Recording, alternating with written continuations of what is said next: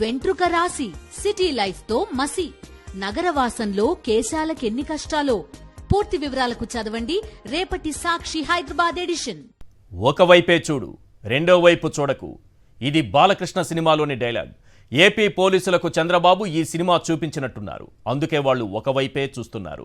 రెండో వైపు చూడాలన్న ఆలోచన కూడా వాళ్లకు రావడం లేదు. బూతులే సిగ్గుపడేలా ఎల్లో సైకోలు పెడుతున్న పోస్టులు వారి కంటికి కనిపించడం లేదు.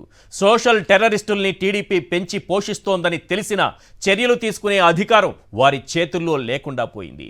పచ్చ ఉన్మాదులను వదిలి అమాయకులపై కేసులు పెడుతున్నారు. మార్ఫింగ్ ఫోటోలు, మహిళల్ని కించపరిచే పోస్టులు, వ్యక్తిత్వ హననం చేసే కామెంట్లు ఎవరు పోస్టు చేసినా తప్పే. కానీ సూపర్ 6 హామీలు ఎప్పుడు అమలు చేస్తారని ప్రభుత్వాన్ని ప్రశ్నించడం నేరమా? ఈ ప్రభుత్వంలో మహిళలు, చిన్నారులకు రక్షణ లేదా అని ప్రశ్నించడం నేరమా? కానీ కూటమి పాలనలు ఇవన్నీ అతిపెద్ద నేరాలు. ఓటేసిన వాడికి ప్రశ్నించే అధికారం లేదు. అలా ప్రశ్నిస్తే ముందుగా నోటీసులు వస్తాయి, ఆ తర్వాత పోలీసులు వస్తారు, ఆ తర్వాత అక్రమ కేసులు పెడతారు, ఆ తర్వాత జైళ్లలోకి తోస్తారు. ఇదేదో అసాధారణ ఆలోచన కాదు. సూపర్ 6 అడగకుండా ప్రభుత్వం చేసిన సూపర్ కన్నింగ్ ప్లాన్. అందుకే దాదాపు 1500 మందికి నోటీసులు వెళ్ళాయి. 150 మందిపై అక్రమ కేసులు పెట్టారు. 50 మందిని అరెస్టు చేశారు. ఈ అక్రమాలకు, అరాచకాలకు అంతం లేదా అని ప్రశ్నించకండి. జగన్ సమాధానం చెప్పారు. చంద్రబాబు ప్రభుత్వ పాలనా వైఫల్యాలను ఎండగడుతూ పోస్టు నేనే పెడుతున్నాను. నాతో పాటు పార్టీ నేతలు, కార్యకర్తలు, బాధ్యత ఉన్న ప్రతి ఒక్కరూ ఇలాంటి పోస్టులే పెడతారు. ఎందరిని అరెస్టు చేస్తారో చేయండి, కానీ అందులో మొదటి అరెస్ట్ నా నుంచే మొదలు కావాలి అని స్ట్రైట్ వార్నింగ్ ఇచ్చారు. ఒక్కటి మాత్రం నిజం, చట్టాలు అనుమతించకపోయినా, రాజ్యాంగం అనుమతించకపోయినా అన్నింటినీ అతిక్రమించి జగన్ సైన్యాన్ని నిర్వీర్యం చేయాలనే ఆలోచన వెనుక ఒక కుట్ర కాదు, 10 కుట్రలు దాగున్నాయి. ఈ అరెస్టుల వెనుక కనిపించని ఆ కుట్ర కోణం ఏంటో ఒక్కసారి చూద్దాం. రైట్, కుట్ర కోణం 1. సూపర్ 6 హామీలపై ఎవరు ప్రశ్నించినా ఉక్కుపాదంతో అణిచివేస్తామనే సంకేతాలు బలంగా పంపాలి. కుట్ర కోణం నెంబర్ 2. మహిళలు, చిన్నారులపై జరుగుతున్న అఘాయిత్యాలపై వారి తల్లిదండ్రులు సైతం నోరు మెదపడానికి భయపడాలి. కుట్ర కోణం నెంబర్ 3. ప్రభుత్వ వైఫల్యాలపై ఎవరు నిలదీసినా అక్రమ కేసులు పెట్టి భవిష్యత్తు లేకుండా చేస్తామనే భయం పుట్టించాలి. కుట్ర కోణం నెంబర్ 4. జగన్ సైన్యాన్ని నిర్వీర్యం చేయాలి. అక్రమ కేసులతో భయభ్రాంతులకు గురిచేసి జగన్ను బలహీనపరచాలి. కుట్ర కోణం నెంబర్ 5. వైఎస్ఆర్సీపీ నేతలు, జగన్, ఆయన కుటుంబ సభ్యులపై నీచమైన పోస్టులు పెట్టేలా ఎల్లో సైకోలను మరింతలా ఉసిగొల్పాలి. కుట్ర కోణం నెంబర్ 6. ఫేక్ ఐడీలతో షర్మిల, విజయమ్మపై అసభ్యకర పోస్టులు పెట్టి జగనే చేయించారని ఎల్లో మీడియాలో ప్రచారం చేయించాలి. కుట్ర కోణం నెంబర్ 7. సోషల్ మీడియా యాక్టివిస్టులను వేధించి తప్పుడు స్టేట్మెంట్లపై సంతకాలు పెట్టించి వైఎస్ఆర్సీపీ నేతలను ఇరికించాలి. కుట్ర కోణం నెంబర్ 8. ఇదే ఫార్ములాతో ప్రభుత్వాన్ని ప్రశ్నించే యూట్యూబ్ ఛానళ్లు, వెబ్సైట్లు, అనలిస్టులు, జర్నలిస్టులను టార్గెట్ చేయాలి. కుట్ర కోణం నెంబర్ 9. రాజకీయ కక్ష సాధింపుల కోసం, రెడ్ బుక్ రాజ్యాంగం కోసం పోలీసు వ్యవస్థను గుప్పెట్లో పెట్టుకుని వాడుకోవాలి. కుట్ర కోణం నెంబర్ 10. 23 కోట్ల రూపాయల అగ్గిపెట్టెల నుంచి వేల కోట్ల అవినీతికి పాల్పడ్డా వేలెత్తి చూపేవాడు లేకుండా చేయాలి.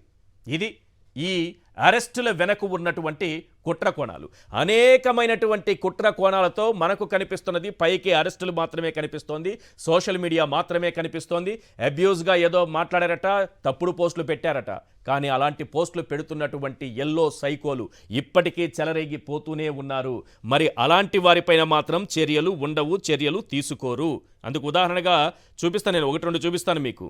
ఎందుకంటే ఆ సినిమా, ఇంతకుముందు సినిమా డైలాగ్ చెప్పాను కదా నేను, ఆ సినిమా డైలాగ్ లాగే ఒకవైపే చూస్తున్నారు పోలీసులు, రెండో వైపు చూడడం లేదు, ఒకవైపే చూడాలన్నట్టుగా. ఇక్కడ చూడండి. అంతెందుకు, నా గురించే నేను చెప్తాను.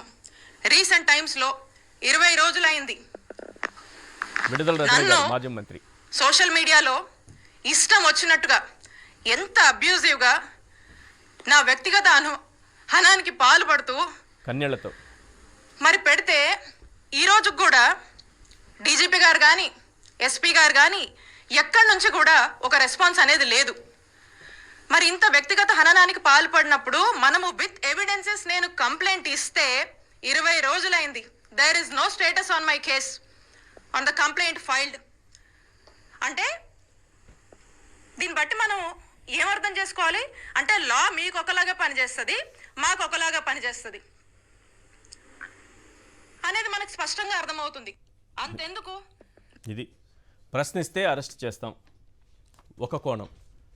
మీరు ఎటువంటి పోస్ట్ అయినా పెట్టండి, వైఎస్ఆర్సీపీ నాయకులపైన, జగన్ పైన, ఆయన కుటుంబ సభ్యులపైన ఎంత నీచాతి నీచమైన పోస్టులైనా పెట్టండి, మీ వైపు పోలీసులు కన్నెత్తి చూడరనే సంకేతాలు ఇప్పటికే బలంగా వెళ్ళిపోయాయి. ఇప్పటికీ ఈ రకంగా వేధింపులు జరుగుతూనే ఉన్నాయి. మరి పోలీసులు రెండో వైపు చూడాలా లేదా? ఒకవేళ నిజంగా ఎవరైనా వైఎస్ఆర్సీపీకి సంబంధించిన వాళ్ళు, లేకపోతే ప్రైవేటుగా ఇంకెవరన్నానో వాళ్ళు ఇష్టం వచ్చినట్టు ఏమన్నా పోస్టులు పెడితే, తప్పుడు పోస్టులు పెడితే, మార్ఫింగ్ ఫోటోలు పెడితే, మహిళల్ని కించపరిచేలా పెడితే అరెస్టులు చేస్తారా, చర్యలు తీసుకుంటారా, ఏమైనా చేయండి. మరి అలాంటి పోస్టులే పెడుతున్నటువంటి ఎల్లో సైకోల మీద ఎలాంటి చర్యలు తీసుకున్నారనే దానికి ఇప్పుడు సమాధానం కావాలి. ప్రశ్నిస్తే అరెస్ట్ చేస్తారు. ఇంకా ఆసక్తికరమైన విషయం ఏంటంటే, ఒక గ్రూప్ ఉంటుంది, వాట్సాప్ గ్రూప్. ఆ గ్రూప్లో చాలా కాలంగా ఏదో మంచి విషయాలు షేర్ చేసుకుంటూ వస్తూ ఉంటారు. అందులో ఎవరైనా పొరపాటున, లేకపోతే వాళ్ళకి ఇష్టం లేని అంశాలను ఇంకొకరిని వాళ్ళని క్వశ్చన్ చేస్తున్నా ఆ గ్రూప్లో ఒక పోస్ట్ పెడితే గ్రూప్లో ఉన్న వాళ్ళందరికీ కూడా నోటీసులు వెళుతున్నాయి. గ్రూప్లో ఉన్న వాళ్ళందరికీ నోటీసులు. ఇంకా పోలీస్ అధికారులు ముందుకొచ్చి ఏం చెప్తున్నారంటే, ఎగ్జాంపుల్ చెప్తున్నాను సార్, పోలీస్ అధికారులు చెప్పిందే మీకు ఆ బయట కూడా వినిపిస్తా కాసేపట్లో. ఎక్స్లో, ట్విట్టర్లో ఎవరైనా మీకు నచ్చినటువంటి వ్యక్తిని ఫాలో అవుతూ ఉంటారు. అతను పెట్టేటటువంటి అంశాలు కొంచెం ఆలోచింపజేసేలాగా, లేకపోతే మీకు సంబంధించి కొంత విజ్ఞానం ఇచ్చేదో, లేకపోతే ఏదో రకంగా అతను మీకు పెట్టేటటువంటి పోస్టులతో మీరు ఇన్స్పైర్ అయ్యో లేకపోతే ఇష్టపడో మీరు ఫాలో అవుతూ ఉంటారు కదా. పొరపాటున అతను ఏదైనా ప్రభుత్వానికి నచ్చని పోస్టు పెడితే అతని ఫాలోవర్స్ అందరినీ కూడా తీసుకెళ్ళిపోతామని చెప్తున్నారు పోలీసులు. ఎవరెవరు ఫాలో అవుతున్నారో వాళ్ళని కూడా తీసుకెళ్ళిపోతాం, మీరు ముందు ఫాలో అవ్వడం మానేయండి అని చెప్తున్నారు. ఇప్పటి వరకు ఆత్మలకు ఇచ్చారు, మయోసైటిస్తో బాధపడుతున్న వ్యక్తికి నోటీస్ ఇచ్చారు, వికలాంగులకు నోటీసులు ఇచ్చారు.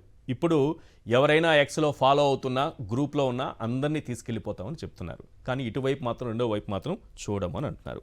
అసలు ఈ అరెస్టుల వెనుక ఉన్నటువంటి కుట్ర కోణాలు ఏంటి?